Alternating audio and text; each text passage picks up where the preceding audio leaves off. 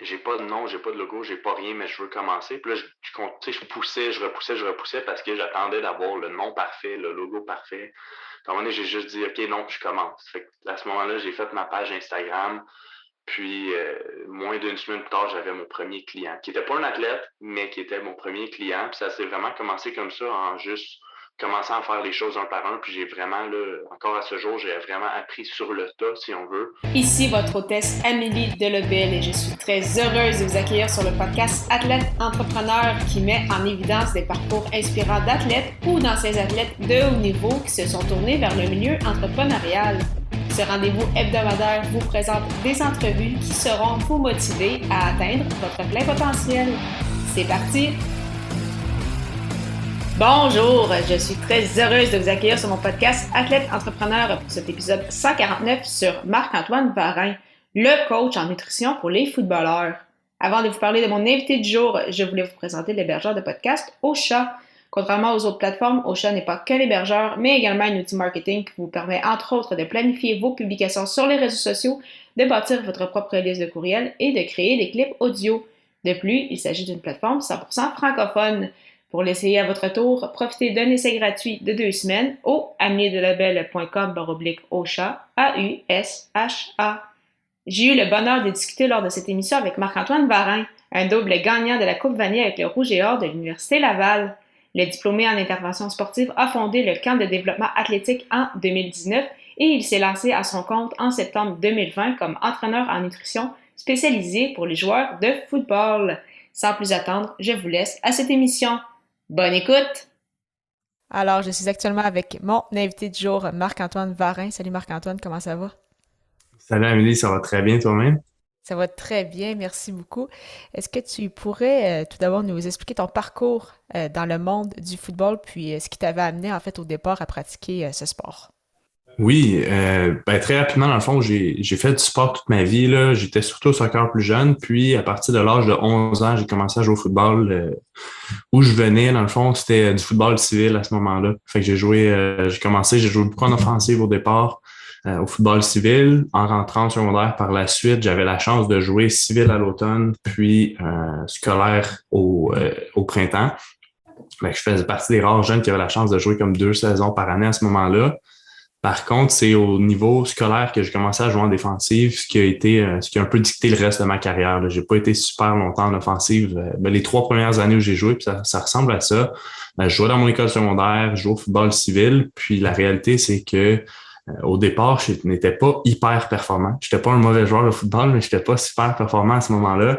Puis, en fait, c'est à partir de l'âge de 16 ou 17 ans où j'ai commencé à performer un petit peu plus. Là, j'ai fait pour la première fois l'équipe 3A, des Wildcats de la Naudière, l'année où je m'en allais en secondaire 5. C'est aussi où je m'en allais en secondaire 4, pardon. Puis j'ai joué 3A, si on veut, 2 années. Avant ça, c'était plus bas calibre.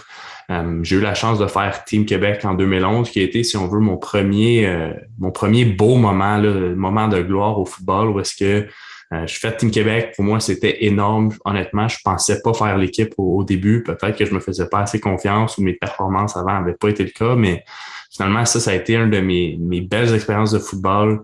On est allé à la Coupe Canada, dans le fond, qui était à Lethbridge, en Alberta. On a eu la chance, en fait, la chance ou pas la chance, mais de gagner le championnat. On a gagné la Coupe Canada. Puis pour moi, c'était comme un gros moment où est-ce que j'avais été nommé joueur défensif du premier match. Puis ensuite, j'ai été nommé sur l'équipe d'étoiles du tournoi.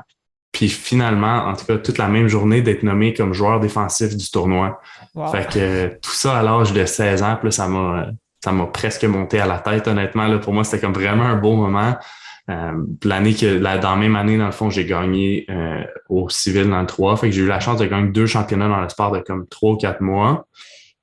L'année qui a suivi j'ai eu la chance de participer à l'émission Le 12e homme. Okay? Fait que le monde ne sont pas trop familiers, là. C'était une émission qui passait à RDS, mais on a eu la chance d'aller faire un combine au US Army All-American Bowl avec les meilleurs joueurs américains et tout ça. Puis c'est une émission qui a été diffusée sur RDS. Fait que j'ai eu la chance d'aller au Texas pour ça en 2012.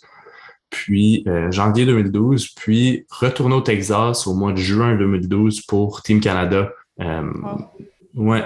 Fait que j'ai eu l'appel là, quelques semaines avant de partir pour aller à Team Canada. Fait que j'ai manqué mon bal de finissant pour aller jouer à Team Québec. Team Canada, pardon, où est-ce que je pense que c'était la première fois le Canada, on a battu les États-Unis. C'était vraiment un beau match. Fait qu'on a gagné la médaille d'or cette année-là aussi. Fait que 2011-2012, 2 belles années. Ça a été ma première année au Cégep, où est-ce que je suis allé au Cégep Vanier à Ville-Saint-Laurent.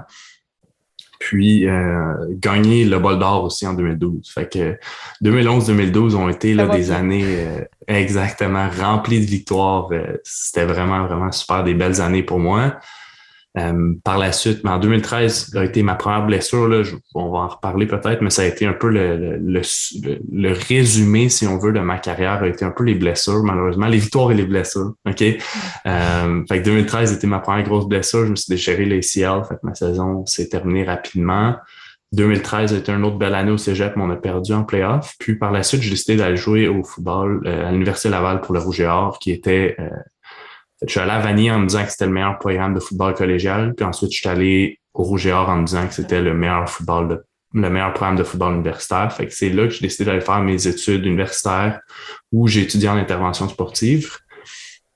Puis, à l'Université Laval, j'ai eu la chance de gagner 2 Coupes Vanier aussi. Fait que ma première année où j'ai fait beaucoup d'unités spéciales, qui a été une belle année d'apprentissage. Ma deuxième année où j'ai eu la chance d'être partant, où on a gagné une Coupe Vanier. Par contre, ça a été une année vraiment remplie de blessures. J'ai dû me faire réopérer pour le ligament croisé après la saison. Puis par la suite, 2017-2018 ont été mes 2 dernières saisons de football. J'avais pour ambition d'aller jouer professionnel par la suite, mais avec 2017, en fait, j'ai pu jouer 2 fois un demi-match. J'ai dû me faire opérer un épaule puis un poignet par la suite. Puis là, j'espérais revenir en force pour ma 4e année, dernière année avant d'aller jouer pro. Puis à ce moment-là, en fait, première game où je suis revenu, je me suis redéchiré le même ligament croisé qui a été un peu la fin de ma carrière de football. Par la suite, j'ai terminé mon bac, là, la session qui a suivi. Puis ma carrière de football s'est terminée à ce moment-là. J'ai décidé que c'était assez là. Après 4 opérations dans le même genou, je me suis dit que si je voulais être capable de marcher plus tard dans ma vie, ben que c'était la sage décision à prendre.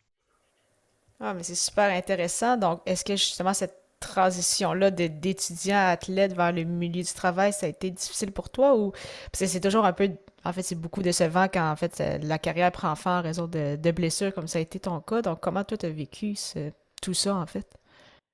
Je te dirais que ça a été difficile, mais la partie la plus difficile a été de pas savoir que c'était mon dernier match quand ça a été mon dernier match. Puis ça, c'est quelque chose que souvent les athlètes avec lesquels je travaille m'entendent le dire souvent.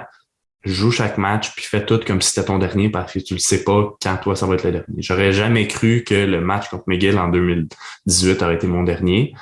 Fait que par la suite, la transition c'est quand même bien fait parce que j'ai eu une offre d'emploi juste après la saison pour l'année qui a suivi, aller travailler dans un programme de football à Pointe-Lévis, sur la Rive-Sud de Québec. Puis cette transition-là, de déjà faire partie d'une équipe, de pas quitter et d'être toute seule par moi-même tout de suite, ça a vraiment facilité les choses. J'ai réussi à faire mon deuil relativement rapidement. Fait que ça l'a bien été. J'ai toujours été passionné de l'entraînement et tout ça. Fait que c'est quelque chose que pour moi, j'ai vraiment continué. Puis, j'ai comme vécu, si on veut, mon premier retour à la réalité quand je suis allé voir un match du Rouge et Or en 2019. Puis ça, c'est le moment où ça m'a frappé que j'ai vraiment été nostalgique de pas être sur le terrain à ce moment-là, dire que puis j'aurais peut-être pu être là, ça aurait été ma 5e année. Ça a été un moment qui a été plus difficile, mais mis à part ça, pour moi, la transition a été facile parce que ça a été plein de beaux projets quand même rapidement, ce qui qui a dirigé mon attention puis ma volonté puis tout ça vers autre chose. Là.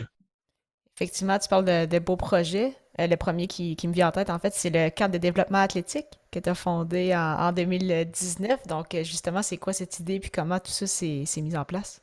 Ouais, ça, en fait, c'est mon premier projet, si on veut, entrepreneurial. Avant ça, j'aurais jamais pensé être dans le monde de l'entrepreneuriat de ma vie. C'est vraiment pas quelque chose que je connaissais, que personne autour de moi ou du moins dans ma famille était. Fait que j'y avais jamais pensé auparavant. Puis, avec mon ancien coéquipier et un de mes meilleurs amis, Félix Bamboune-Savat, on a décidé de fonder ce camp-là parce qu'on trouvait qu'il y avait vraiment une nécessité chez les jeunes du fait que la plupart des écoles secondaires maintenant ont vraiment un bel encadrement tout au long de l'année scolaire, mais les jeunes sont vraiment laissés à eux-mêmes. Puis il y a très peu d'écoles à ce moment-là qui offraient un suivi aux jeunes pendant l'été. Puis les suivis qui existaient, souvent, c'était des camps spécifiques à un sport. Puis, pour nous, c'est pas nécessairement problématique qu'il y ait des camps spécifiques à certains sports, mais on croyait que les jeunes avaient besoin de développement athlétique, de se développer en tant qu'athlète multisport, puis arrêter de focuser seulement sur un sport pour leur développement à long terme. Fait que pour nous, c'était un petit peu la façon de le faire. On a décidé de créer le camp de développement athlétique la première année, qui a été, je dirais, plus petit là, en termes ben, je dis plus petit, en fait, ça a été notre plus grosse année, la première année, où on a travaillé beaucoup avec Pointe-Lévis, puis l'Académie Saint-Louis, où on a eu des gros groupes. Là, on avait à peu près une trentaine de jeunes aux deux endroits. Puis c'était des camps qu'on faisait 3 fois par semaine. On avait une journée, puis des journées vraiment différentes. Fait qu'on essayait de rendre ça le plus plaisant pour les jeunes possible, mais vraiment utile dans leur développement. Fait qu'on avait une journée où est-ce qu'on faisait du développement, ce qui est vraiment accélération ou vitesse, qui est un petit peu plus commun de ce qu'on voit habituellement.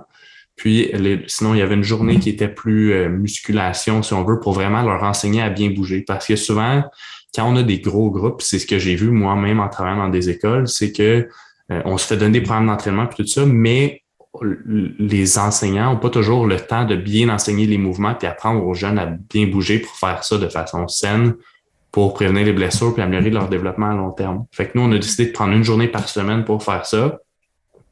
Puis l'autre journée était la journée plus créative, si on veut, là, développer un peu l'esprit créatif, athlétique des jeunes, où est-ce que c'était beaucoup de changement de direction. On utilisait plein d'outils différents, des balles, des ballons différents. On les mettait dans des situations de jeu qui sont hyper différentes de leur sport, puis tout ça. Fait que pour nous, ça a été vraiment une belle réussite, puis on a eu énormément de plaisir à faire ça la première année, de voir l'évolution des jeunes, de voir les jeunes qui venaient, qui étaient contents de venir le matin. Puis Félix faisait aussi un groupe à Saint-Jean de cet été-là, mais c'était un plus petit groupe, fait que moi, j'y allais pas personnellement. Puis l'été qui a suivi, on l'a relancé en 2020, mais à cause de la pandémie, on a décidé de lancer le camp, je pense que c'est une semaine avant que ça commence, parce qu'avant ça, les restrictions ne nous le permettaient pas. Donc, on a fait 2 petits groupes à Pointe-Lévis, puis ça s'est résumé à ça pour l'année 2020. Puis finalement, en 2021, on a décidé de pas continuer le projet pour des raisons là, que les deux, on avait plus ou moins le temps avec nos occupations du moment. Mais c'était vraiment mon premier projet entrepreneurial. Genre, on ne savait pas trop dans quoi on se lançait ni un ni l'autre, mais ça a été énormément de plaisir et d'apprentissage.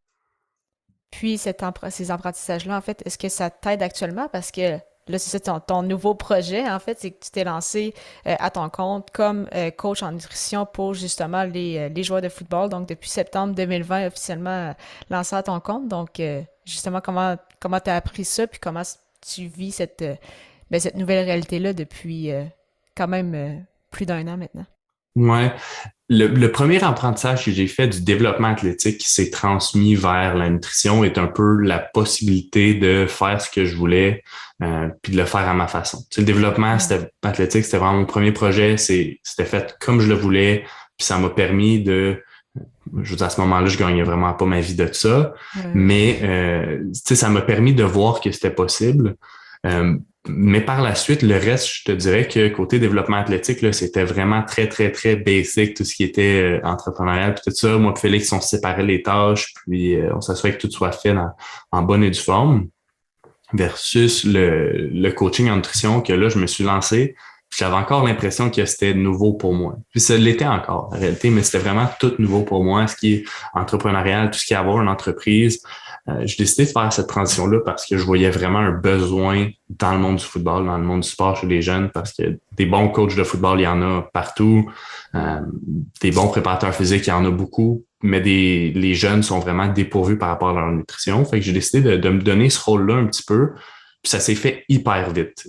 Du moment où j'ai décidé d'aller chercher mes certifications, vraiment pour me spécialiser en nutrition, jusqu'au moment où je me lançais en affaires, ça a tout simplement commencé de j'ai pas de nom, j'ai pas de logo, j'ai pas rien, mais je veux commencer. Puis là, je poussais, je repoussais parce que j'attendais d'avoir le nom parfait, le logo parfait.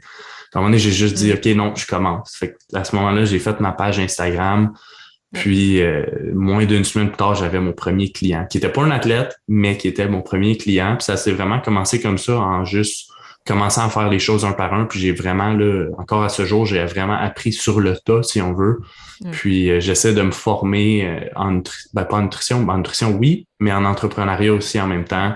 Je veux dire, à l'automne dernier, j'ai fait une formation de 7 jours de business. Ensuite, je n'ai refait un cet été de 6 semaines. Puis là, je viens de rentrer dans un mastermind d'un an, dans le fond, en business. Fait que ça me permet de pousser mes éducations sur ce niveau-là, qui est la partie pour moi qui est la plus difficile. Je te dirais, là, j'ai pas étudié là-dedans, c'est pas quelque chose que je suis familier, j'ai pas beaucoup d'amis là-dedans ou quoi que ce soit. Là, fait que c'est des apprentissages vraiment tous les jours, puis je trouve ça hyper plaisant.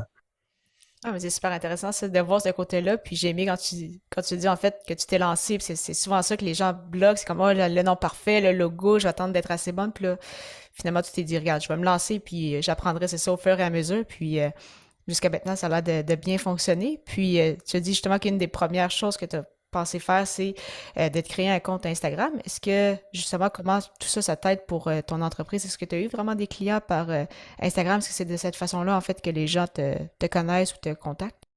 Oui, exactement. Je te dirais que dans 99% des cas, c'est là où je me fais contacter, où les gens me découvrent et tout ça. Je mets vraiment mon emphase sur Instagram parce que c'est là où ma clientèle cible est. Les jeunes joueurs de football, que ce soit la fin du secondaire, cégep ou université, ils sont pas vraiment Facebook, ils sont pas vraiment LinkedIn, ils sont peut-être Twitter un petit peu, mais Instagram, c'est vraiment où la plupart consomment leur contenu. Maintenant, il y a beaucoup de YouTube, il y a beaucoup de TikTok, mais c'est pas des plateformes avec lesquelles je suis hyper familier puis hyper confortable. Pour moi, être devant une caméra, c'est pas quelque chose que j'apprécie. Fait que Instagram me permet avec des contenus photos, puis de plus en plus, j'essaie de faire des contenus, puis des lives, puis des trucs comme ça, mais ça me sort vraiment de ma zone de confort. Fait que vraiment Instagram, en essayant de rejoindre ma clientèle cible, qui est des jeunes joueurs de football, ça s'est vraiment fait naturellement, si on veut, là, de cette façon-là. Puis là, j'essaie juste au départ, j'avais, je te dirais peut-être, je sais pas moi, 60% de ma clientèle qui était pas des joueurs de football, puis 40%, 60, puis 40% qui étaient des joueurs de football. Puis là, je me dirige beaucoup plus vers le comme 90%, 5%, 10% environ, là, en termes de clientèle joueurs de football. C'est drôle parce que tu disais, mettons, le nom de ma business. Quand je l'ai lancé, pour moi, c'était même pas un nom de business, c'était juste je pars une page. Là, Puis encore à ce jour, ça l'a pas changé. Par contre, ça change bientôt. Là, j'ai finalement cliqué sur le nom que je voulais que ce soit. J'ai été enregistré à ce nom-là. Puis là, ce qui repousse, c'est le logo, le nouveau logo, parce que là, je veux que le nom soit changé dessus. Mais la réalité, c'est que ça, c'est un des trucs que j'aurais dû comprendre plus tôt, c'est que le nom puis le logo parfait, on s'en fout. Finalement, le nom veut rien dire. Le monde savait pas nécessairement j'étais qui par rapport à ça. Puis, Marc Varin Nutrition, ça veut pas dire grand-chose. Pour moi, c'était pas ça parce que je veux que ce soit plus gros que moi-même. Puis c'est pour ça que je repoussais un petit peu pour avoir le nom parfait. Mais fait que là, le nouveau nom qui est pas encore affiché, mis à part à mes clients actuels. Puis, même chose pour le logo. Souvent, on pense beaucoup à avoir le logo parfait puis tout ça. Puis finalement, ce que j'ai fait, c'est je suis allé sur le site Fiverr, j'ai trouvé quelqu'un, j'ai juste dit un peu ce que je voulais. Je pense que mon logo m'a coûté 10 ou 15 ou quelque chose comme ça. Puis, jusqu'à date, ça fait la job, puis ça me permet quand même de faire mes affaires. Puis, est-ce que ça pourrait être mieux? Définitivement. Mais je trouvais que ça, c'était une bien plus belle option que juste d'attendre d'avoir le logo parfait avant de commencer. Effectivement. Ah, mais c'est super intéressant de voir, c'est ça, toutes tes réflexions derrière. Puis, donc là, on le sait que là, en 2022, tu vas avoir un nouveau nom, une nouvelle image. Est-ce que tu as d'autres objectifs, en fait, précis que tu souhaites atteindre pour la prochaine année?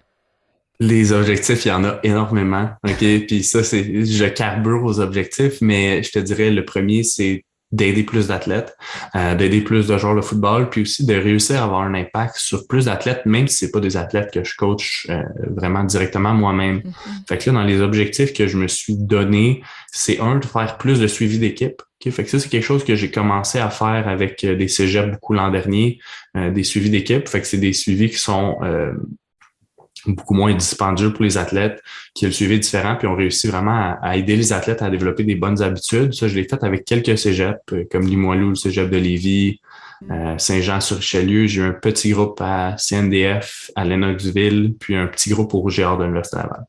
Là, j'aimerais vraiment ça, pousser ça plus loin, puis avoir plus de groupes collégiaux puis de groupes universitaires. Ça fait partie parce que ça me permet d'aider beaucoup plus de jeunes avec le temps que j'ai de disponible. Fait que ça m'aide. Puis, j'aimerais ça faire aussi plus de conférences. Fait que là, ça fait partie de ma liste de tâches avant de partir en vacances, mais de contacter les coachs de cégep et d'université pour offrir mes services, que ce soit des coachings de groupe, que ce soit de faire des conférences pour leurs athlètes. C'est vraiment c'est un petit peu là que je veux me diriger, là, d'avoir une plus grande audience puis d'aider plus de jeunes de cette façon-là. Ah, mais c'est super intéressant, vraiment des beaux objectifs. Ça va être le fun de suivre ça. Donc, pour terminer cette entrevue, comme toujours, j'aime poser quelques petites questions en rafale. Et ma première, c'est quelle est la chose la plus importante que le sport t'a enseigné? Je te dirais, pour ma part, à moi, c'est définitivement la résilience. Okay? Puis ça vient des blessures probablement, là, mais de juste continuer de travailler fort, puis d'y croire, puis tout ça, c'est quelque chose qui me suit en affaires parce que c'est pas des blessures en affaires, mais des fois, il y a des setbacks, des points qui sont difficiles, puis c'est comme continuer de se dire, OK, ben regarde, je recommence, puis si je me plante, je recommence, puis je continue. Je te dirais que moi, c'est ce que le sport m'a vraiment appris dû à mon parcours particulier.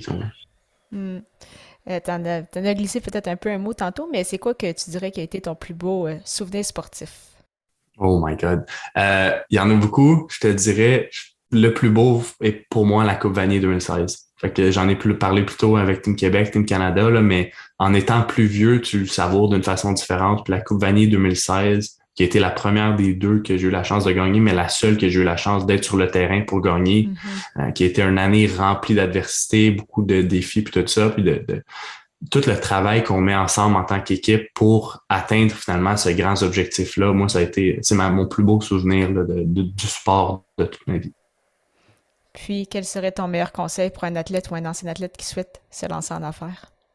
De commencer puis de pas de juste faire les premières actions, de pas attendre que ce soit parfait, que les actions imparfaites sont toujours meilleures qu'une action non faite. Fait que de juste passer à l'action, faire quelque chose, même si c'est pas parfait, fais-le, puis ça va mener à quelque part. Puis si c'est pas parfait, mais tu corrigeras par la suite, mais c'est beaucoup mieux que de ne pas le faire.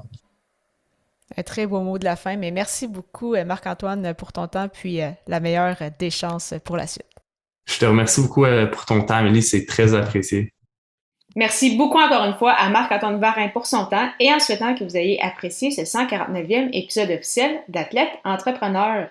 Parlant de repousser ses limites et de défis, j'ai décidé avec mon autre podcast, Les médias sociaux en affaires, de faire un challenge tout au long du mois de janvier. Un épisode quotidien est ainsi disponible et le sera jusqu'au 31 janvier prochain. Et je discuterai de sujets comme les réseaux sociaux, la création de contenu, l'entrepreneuriat, de sujets un peu plus personnels et beaucoup plus encore. Pour les écouter, simplement vous rendre au ameliedelebel.com/podcast 2 en chiffres. Je vous donne rendez-vous la semaine prochaine pour un épisode spécial soulignant le plateau des 150 émissions de ce podcast. Ne manquez pas ça!